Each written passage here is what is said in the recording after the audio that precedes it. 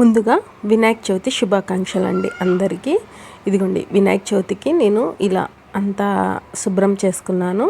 ఇంటి ముందున ముగ్గు ఇది.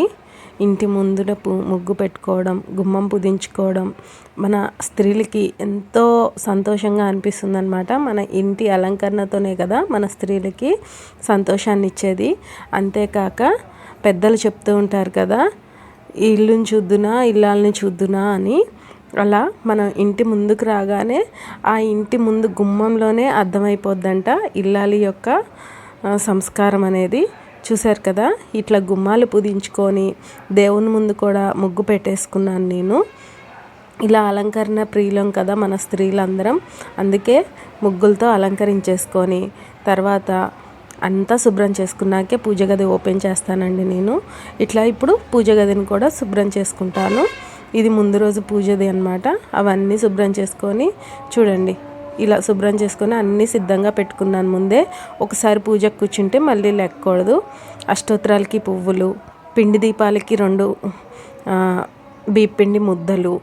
ఈరోజు వెంకటేశ్వర స్వామి పూజ కూడా కదా నాకు. ఈరోజు 6వ వారం అనమాట. నా వెంకటేశ్వర స్వామి 7 వారాల పూజకి 6వ వారం ఈరోజు. కాబట్టి వినాయకుని పూజ చేసుకొని తర్వాత వెంకటేశ్వర స్వామి పూజ కూడా ముగించుకున్నాను నేను. ఇలాగా అష్టోత్తరాలతో పువ్వులతో అష్టోత్తరాలు చదువుతూ ఉంటే మంచిగా అనిపిస్తుంది. ఎందుకంటే దేవుడిని పువ్వులతో మనం ముంచేసినట్టు ఎంతో ఆనందంగా అనిపిస్తుంది అనమాట. ఇక్కడ చూశారు కదా, ఇది నా పూజ అండి ఈరోజు.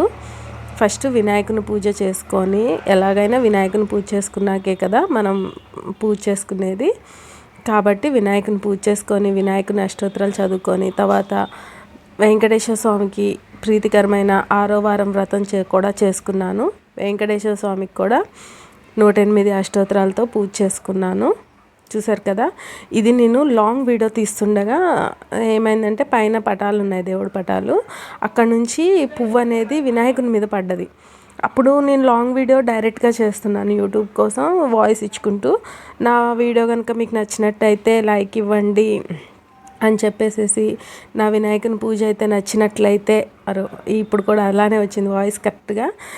నా వినాయకుని పూజ అయితే నచ్చినట్లయితే అనగానే వినాయకుని మీద పైన పటం నుంచి ఆ పువ్వు అనేది ఇలా పడ్డది. నాకు అలా చాలా అంటే చాలా సంతోషం అనిపించింది ఈరోజు.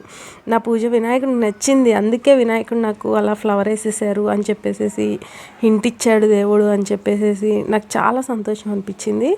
మీకు కూడా నచ్చే ఉంటుంది నా వినాయకుని పూజ. నచ్చితే కనుక ఒక లైక్ ఇచ్చేయండి ఫ్రెండ్స్. చూసారు కదా, మా వినాయకుడికి అయితే నచ్చేసింది. నాకు అర్థమైపోయింది, హింట్గా వినాయకుడు పువ్వు అనేది వినాయకుని మీద పడ్డది. పైన కూడా అది వినాయకుని ఫోటోనే అనమాట. బారుగా అన్ని ఫోటోలు కలిపి ఉంటుంది మాది. అక్కడ పైన ఉన్న వినాయకుని ఫోటో కింద వినాయకుని విగ్రహం మీద పడడం నాకు చాలా సంతోషంగా అనిపించింది అనమాట. ఆ పువ్వు తీసుకొని నేను ఆ దేవుడి ప్రసాదంగా నా నెత్తిలో పెట్టుకున్నాను. చూసారు కదా, ఇది నా వినాయక చవితి పూజ ఈరోజు వినాయక చవితి పూజ ఇలా చేసుకున్నాను. నేనైతే బొమ్మ తీసుకొచ్చుకొని అలా చేసుకోవడం అయితే చేయనండి. మా పాత రోజుల నుంచి మా వాళ్ళు ఎవరూ పెట్టలేదంట, అందుకని నేను కూడా ఇంతవరకు పెట్టలేదు. ఫ్యూచర్ పెట్టుకుంటానో లేదో మరి ఆ దేవుడి దయ. ఇప్పుడు దాకా అయితే ఆ ధైర్యం చేయలేదు. ఇలా పూజ చేసుకుంటానండి నేను ఇంట్లో అయితే. ఎప్పుడైనా గణేషుని పూజ చేసుకున్నాకే కదా మనం ఏ పూజ అయినా చేసుకునేది. అలానే ఈరోజు కూడా గణేషుని పూజ చేసుకొని ఎక్స్ట్రా అష్టోత్తరాలతో పూజ చేసుకున్నాను.